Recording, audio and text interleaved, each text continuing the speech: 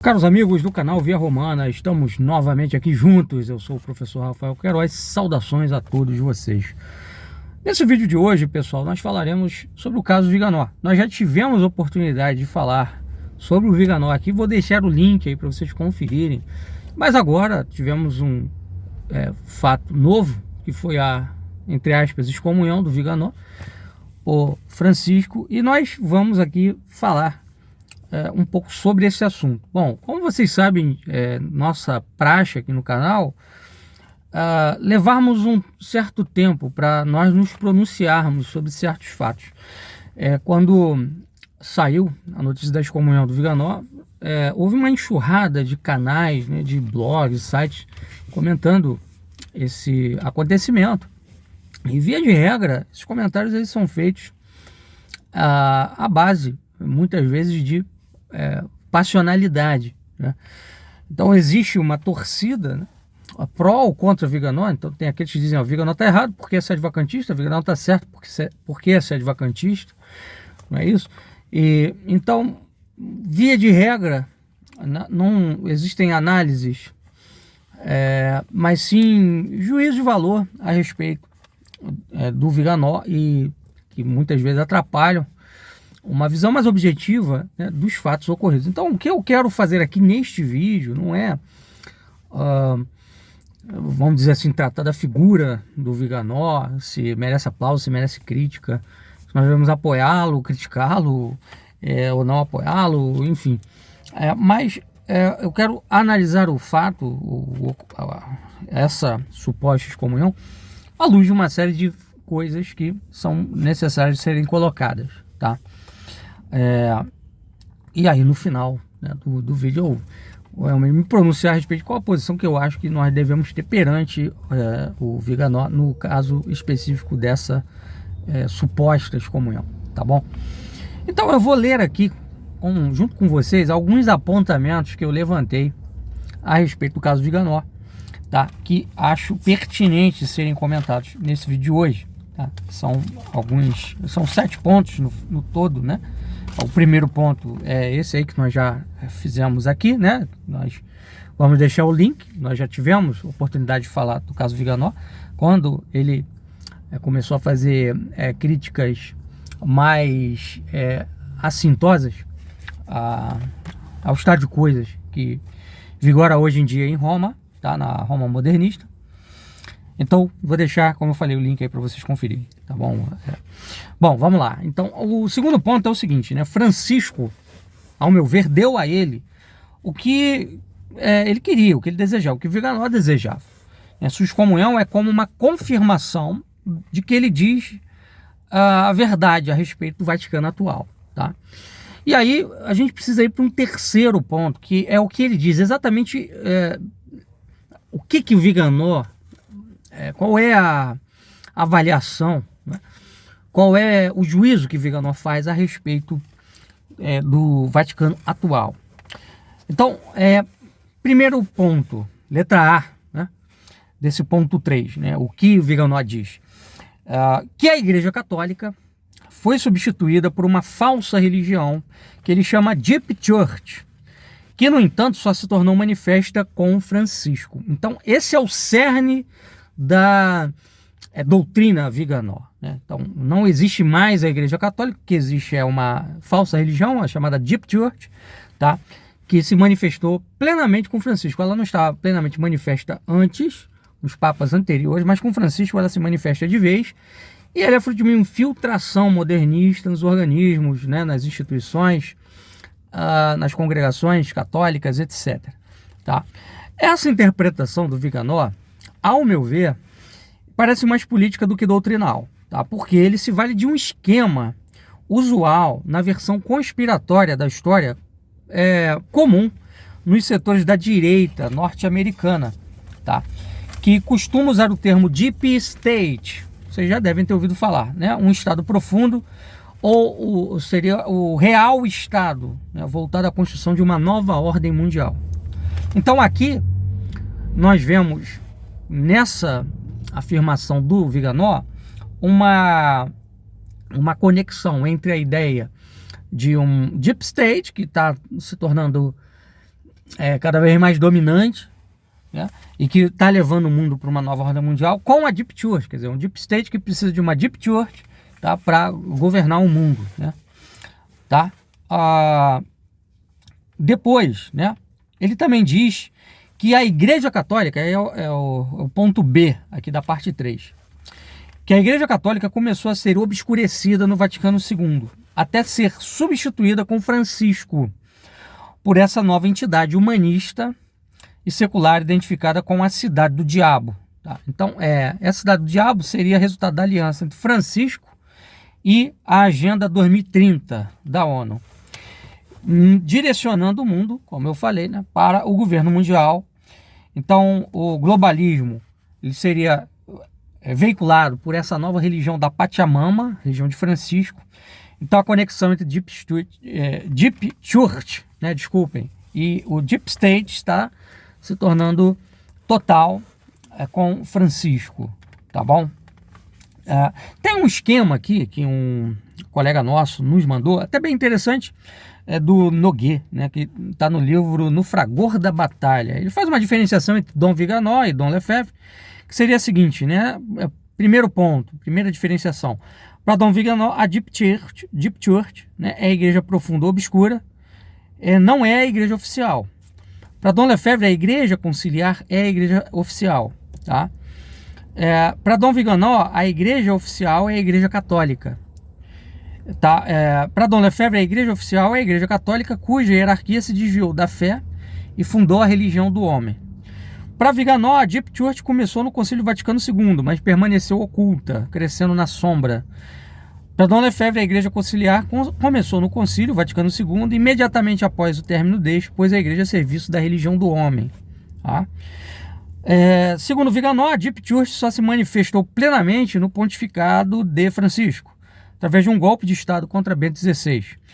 Já Dom Lefebvre diz que a Igreja Conciliar tem uma sequência essencialmente uniforme de papas até o Papa Francisco, inclusive. Né? Seria essa posição lefevrista dominante, né?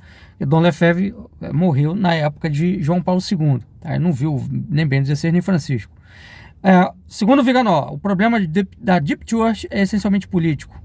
Segundo o lefebvrismo, o problema da Igreja Conciliar é essencialmente teológico-religioso, mas com graves implicações sociopolíticas, entre elas a negação do reino social de Cristo. Segundo Viganò, Francisco é o primeiro Papa da Deep Church. Bento XVI ainda era o Papa da Igreja Católica, da Igreja Oficial, que acabou com a saída dele do papado. Dom Lefebvre considerava o quê? Desde Paulo VI, todos os papas seguiram conscientemente o projeto de demolição da Igreja de Deus para substituí-la pela religião do homem. Mas, como diz Francisco mesmo, motus infini velocior. Né? No final, o movimento se faz mais veloz. A perseguição da Igreja Católica só começa com a Igreja Bergogliana, segundo Viganò. A perseguição dos defensores da religião de Deus começa imediatamente após o Concílio Vaticano II, isso dentro de uma posição lefevrista. Então, são essas as diferenças que existem entre a posição de Viganò e a posição de Lefebvre, do lefevrista, padrão, tá bom? Eu fiz aqui também, né, o ponto 4, uma diferença entre Viganò e Lefebvre, que são as seguintes, né? Para Viganò, a sé está vacante. Para Dom Marcel, esta posição não era prudente e só poderia ser considerada hipoteticamente. Aí vem uma discussão de se hoje Dom Lefebvre teria a mesma posição que tinha na época. Bom, qualquer consideração em relação a isso tem que ser vista sob o ângulo de uma especulação. Nós não temos como ter uma certeza disso. Agora, a posição dominante do lefebvrismo é exatamente essa aí que o Noguet passa nesse esquema. É que a coisa já estava posta desde o Vaticano II, né? A Roma dos Apóstolos foi ocupada pela Roma modernista, tá? Isso desde Paulo VI. Então não existiria nada de essencialmente novo acontecendo com Francisco, mas apenas um desdobramento lógico dos princípios do Vaticano II. Ao meu ver, pessoalmente, particularmente falando, existe algo de mais manifesto no pontificado de Francisco em relação aos pontificados anteriores. Ao meu ver, Francisco leva esses princípios como, né, nesse esquema mesmo o Nogueira coloca, a um grau maior, né? Então a velocidade aumenta no fim. Então os papas anteriores, ao meu ver, né, ainda tinham um certo escrúpulo de manter uma certa imagem de autoridade. Francisco não. Vocês pegam a Amoris, né, documento recém-publicado, né, alguns anos atrás, lá no parágrafo 3 da Amoris, fala o seguinte, que ele estava depondo sua autoridade, ou seja, vou deixar as questões morais, doutrinárias relativas a essas questões aí de comportamento, moral sexual, etc., para os bispos decidirem nas suas dioceses como proceder. Tá? Então, uma deposição clara da autoridade. Isso aí não estava assim tão manifesto, tão claro nos papas anteriores a Francisco. Tá? Então, o que eu vejo é essa diferença. Pachamama, por exemplo, a adoração explícita de um ídolo, né? No Vaticano. Olha, mas teve um encontro de Assis. Teve um encontro de Assis, mas a adoração a ídolos foi perpetrada, né? Melhor dizendo, por um papa. Foi permitida, mas não dirigida, direcionada. No caso ali da Pachamama, não, né? Houve uma adoração explícita a um ídolo pagão por parte de um papa. Quer dizer, a abominação da desolação no lugar santo. Tá? Então, nesse ponto, acredito que teve um salto para frente que não era comum, não era frequente. Os papas anteriores que ainda, vamos dizer assim, misturavam essa deposição do magistério, essa deposição da autoridade com algumas intervenções que lembravam o exercício de autoridade. Eu falo aqui autoridade doutrinal, né? Por exemplo, Paulo VI, o Mané Vitae, né? Com todos os problemas que possa ter, enfim. João Paulo II ali com as suas exortações no tocante à teologia da libertação, no tocante à moral sexual familiar, etc. Tá? Bento XVI, logo que entra no pontificado, né, quando inicia seu pontificado em 2005, dando assim a entender que ele faria uma revisão, né, dos caminhos da igreja, né, desde o Vaticano II até o período ali de João Paulo II, que era preciso voltar atrás, né, enfim, fazer uma leitura tradicional do Vaticano II, etc. Então, ao meu ver, teve uma mudança sim com Francisco. Se é uma mudança de substância ou de grau, aí é a discussão, tá? Mas ao meu ver, teve. Então, volto a dizer, eu não sei o que Dom Lefebvre, né, diria de Francisco. Mas levando em consideração que, bom, Francisco está colocando em prática, né, o Vaticano II, não fez um concílio Vaticano III, né, nada disso. Eu imagino que essa posição, a posição na qual ele morreu, né, que era de evitar, né, assumir uma posição sério-vacantista clara, por mais que alguém possa dizer, ele flertou, ele chegou a pensar nessa hipótese, né?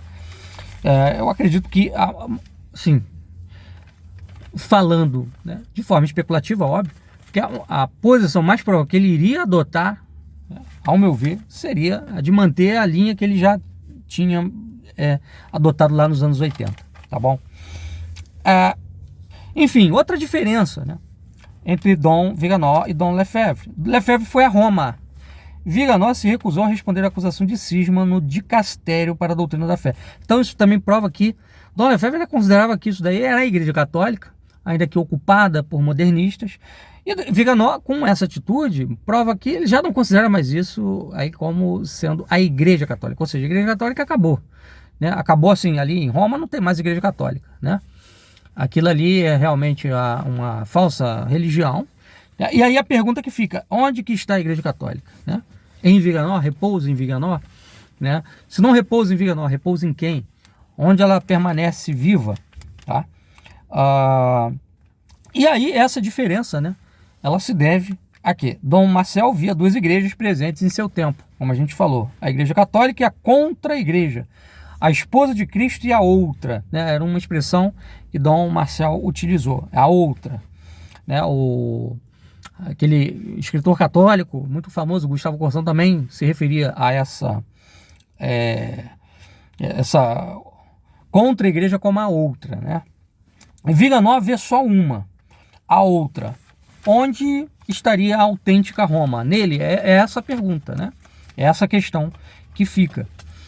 Então, eu acho que o problema central da posição de Viganò é basicamente este aí. Tá? Ponto 5. Vamos lá, ponto 5. Nulidade dessa excomunhão. Afinal de contas, é uma excomunhão válida? Não, ao meu ver, não. Né? É nula. Por quê?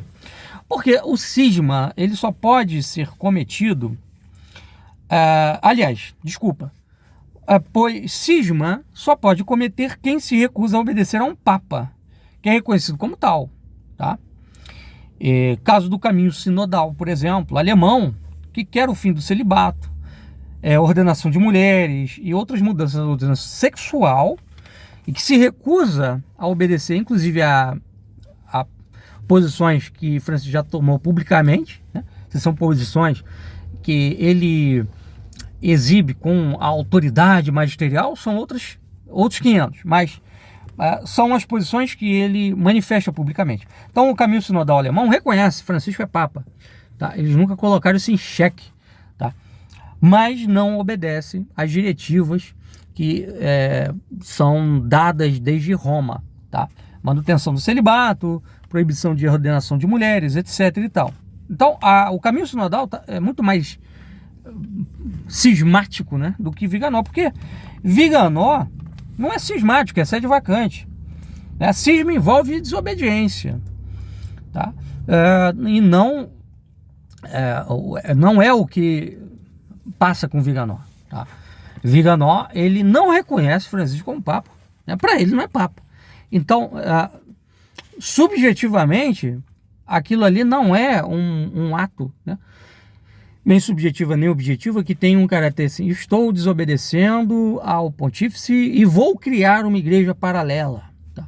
Os cismas, via de regra, eles acabam derivando na formação de igrejas paralelas, de uma hierarquia paralela. Tá? Todo cisma leva a isso. Não tem um único cisma na história que não tenha levado a isso. Então, cadê a hierarquia paralela formada pelo Viganò? Tá? Então, é a questão que tem que ser colocada. Né?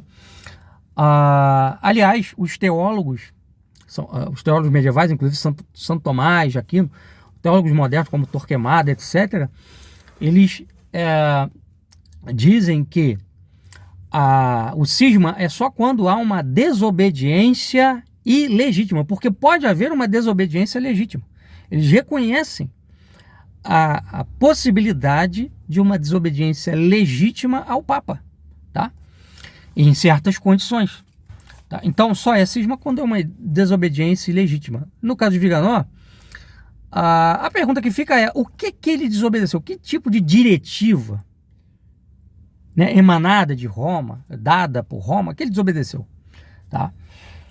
É também a pergunta que eu faço. Tá? Então, Viganò não é cismático. Ele é sede-vacantista. A questão envolve Viganò é esta. Ele não é cismático, é um sede-vacantista. Tá? Então, o que tem que ser avaliado aí é o sede-vacantismo, não é? Porque não tem cisma nenhum acontecendo. Tá? Eu vou aqui para o ponto 6. Afinal, como nós podemos avaliar o Viganò? Bom, assim, do ponto de vista político, a aliança dele com Trump e com a direita americana e sionista, então estou partindo aqui de um pressuposto de que há essa aliança, porque muitos falam disso, né? É desastrosa essa aliança, pois são apenas falsa oposição ao globalismo. São girondinos da revolução global, ou seja, eles querem globalização, eles querem manter a globalização, tá? Eles querem manter um sistema mundial sob controle dos Estados Unidos. Tá? Os Estados Unidos, né, ele nasce de uma revolução maçônica, 1776, tá? Uma revolução que instaurou o primeiro Estado laico do mundo. Tá? Então, onde que isso seria oposição ao globalismo da Agenda 2030, que nada mais é do que o desdobramento disso daí? Não tem como, né? Então, eles são apenas a marcha lenta da revolução, são apenas girondinos da revolução, não querem deixá-la ir muito longe. Então, ao meu ver, é desastrosa essa aliança. Tá? Alguns poderiam alegar, olha, mas é uma aliança pontual, ou seja, para evitar que a coisa chegue a um grau pior do que já está. Ok, se é uma aliança pontual, né, com uma ala política menos ruim do que a outra, cadê a frente católica, né, que vai ser a real oposição ao globalismo, formada pelo Viganò? Não estou vendo, né? Ele teria que estar formando já uma frente política, né, de católicos autênticos, né, para no momento que essa ala mais violenta, né, do globalismo, mais radical do globalismo, for paralisada por essa menos radical, a gente ter condições de se colocar no jogo político. Mas ele não está fazendo nada disso, tá? Não está fazendo nada disso. Enfim, do ponto de vista pastoral, vamos lá, estou falando aqui do ponto de vista político, agora vamos para o pastoral, tá? Ao meu ver, não são os fiéis tradicionalistas que têm que sair da igreja, tá? Será que isto aí não vai levar Francisco, né, a excomungar os trades? Isso aí é uma questão que foi levantada por alguns. Olha, esse tipo de atitude que foi tomada por Roma pode acabar resvalando para os tradicionais. Por quê? Porque ali estaria manifesta, né, no decreto de excomunhão dele, que, olha, aqueles que negam, né, a legitimidade do Vaticano II, o que ele faz parte do magistério da igreja, etc e tal, então esses são cismáticos, logo isso poderia ser aplicado aos tradicionalistas, né? Então, assumir essa posição que o Viganò assumiu, né, de declarar publicamente que Francisco não é papa e tal, etc., também pode ser uma arma excelente na mão de Francisco e dos seus correligionários para excomungar os tradicionalistas mais à frente, tá? Então, ao meu ver, a posição, né, da fraternidade, sempre, né, nesses últimos anos vem sendo mantida, é realmente a mais prudente. Porque nós não podemos ceder à tentação de abandonar a igreja, né, sob a justificativa de que ela está ocupada por hereges e fornicadores. São eles que devem sair, não somos nós que temos que sair, são eles que têm que sair, não nós, tá? Então, ao meu ver, a fraternidade de São Pio X tem sido, neste ponto, um espinho na carne da hierarquia, né? Sua presença revelou as contradições da seita conciliar, que pisca olhos aos hereges, mas é implacável com os que defendem a tradição católica, tá? Mas nós não podemos, repito, dar razões para que esse pessoal venha nos excomungar, porque isso é uma arma na mão deles. Olha, não são católicos, são excomungados, tá? Isso daí deve ser evitado. Eu acredito que nesse ponto a postura do Viganò não foi prudente, tá? E isso pode acabar resvalando para o restante do mundo tradicionalista. Espero que não, mas eu não desconsidero essa possibilidade, tá? Do ponto de vista teológico, qual a avaliação que eu faço do Viganò? Bom, se a igreja foi substituída, logo as portas do inferno prevaleceram, né? Então é preciso mantermos-nos na doutrina de Dom Marcel, de um obscurecimento ou eclipse da igreja de Cristo. Então ela coexiste com o joio, como o joio com o trigo, melhor dizendo, né? Então dentro da cúria romana você tem o joio e tem o trigo. Nas dioceses, nas paróquias, você tem o joio e tem o trigo, né? E o próprio Viganò é uma prova disso, da presença do joio e do trigo, tá, dentro da igreja conciliar, tá? Porque ele estava fisicamente na seita conciliar, mas pertence à igreja católica, porque em um determinado momento ele acordou para a realidade, viu do que se tratava aquilo tudo, tá? Então ele próprio é a maior prova de que essa doutrina de Dom Marcel é que é a doutrina correta e não a de uma substituição da igreja pela Deep Church. Ao meu ver, uma doutrina perigosa, problemática e que pode abrir caminho para uma série de outras heresias, tá? Enfim, aqui o ponto 7 é uma provocação. Uma provocação, né, que é a seguinte, aos defensores do ato de Francisco. Tá? De acordo com os apoiadores do Concílio Vaticano II, eu queria saber o que seria separar-se da Igreja Católica, se nem protestantes, tá, e nem os cismáticos, né, chamados ortodoxos, estão fora dela. Porque o Concílio Vaticano II trouxe um novo conceito de igreja, tá? a Igreja Católica e a Igreja de Cristo. Então a Igreja de Cristo seria mais ampla do que a Igreja Católica. A Igreja de Cristo subsistiria na Igreja Católica, mas também fora dela. Então, bom, para se separar da Igreja, o que seria preciso? Porque se nem protestantes estão separados, porque eles dizem, olha, a Igreja de Cristo existe ali, nessas seitas protestantes, de forma incompleta, de forma plena só na Igreja Católica, tá? Mas existe, ela está ali. Então o que seria necessário para se separar? Tá? Se nem ser protestante separa da Igreja de Cristo, tá? É a pergunta que eu faço. Então quer dizer, Dom Viganò está separado da Igreja de Cristo, mas Lutero é testemunha do Evangelho? Por favor, me poupem, né? E aqui um anexo. São duas respostas bem breves, tá? Primeiro aos sedvacantistas. Respeito os sedvacantistas, mas discordo deles. Quando eles dizem o seguinte, que a excomunhão, ela já abrange, né, desde já, todos os tradicionalistas. Então, a excomunhão contra o Viganò foi contra todos os tradicionalistas. Eu concordo que isso pode levar a isso um dia. Mas o ato, né, ele foi direcionado contra uma pessoa, Viganò, não contra os trades. E outra, um ato disciplinar não pode dogmatizar um concílio. A ideia de que aquele ato, aquele decreto, dogmatiza o Vaticano II como sendo o magistério da Igreja, pelo amor de Deus, isso não existe. Tá? Magistério extraordinário, todos concordam que não foi. Magistério ordinário, os defensores da Igreja Conciliar, os defensores do Vaticano II dizem que foi. Mas o que é magistério ordinário?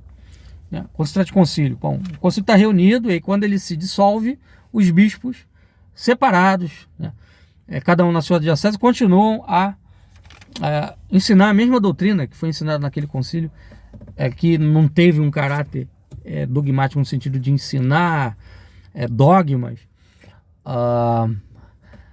ligados a anátemas, né? Mas o que aconteceu no Vaticano II foi exatamente o contrário. Quando o Vaticano II acabou, os bispos se dispersaram, cada um começou a interpretar de uma forma diferente o Vaticano II. Cada um começou a dizer coisas diferentes sobre o Vaticano II. Então nunca existiu, tá, quanto ao Vaticano II, um magistério ordinário, tá, que possa assim ser caracterizado minimamente falando, tá? Enfim, mas olha, tem alguns elementos aí do Vaticano II que foram endossados por todos quem? Tá? Dom Marcelo não endossou, Dom Maia não endossou, outros bispos também não endossaram. Mas olha, liberdade religiosa. Mas peraí, a própria interpretação de liberdade religiosa varia. Vocês peguem um Dom Rifan, por exemplo, que hoje admite essa ideia de magistério vivo da Igreja, hermenêutica da continuidade. A interpretação que ele faz da liberdade religiosa não é a mesma que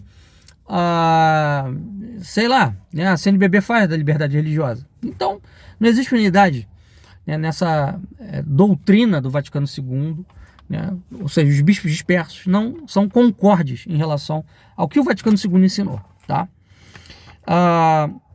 E uma outra resposta é a um sujeito chamado João Pianezola, que é um dos maiores defensores desse ato aí, aqui no Brasil, né? Ele é membro da NR, Nova Resistência, católico conciliar, de Missa Nova, e defendeu com unhas e dentes aí no Twitter, no X, né, a posição de Francisco em excomungar Viganò, dizendo, olha, existe até uma pergunta pertinente, né, sobre o caminho sinodal. Por que não excomungaram os membros do caminho sinodal, né?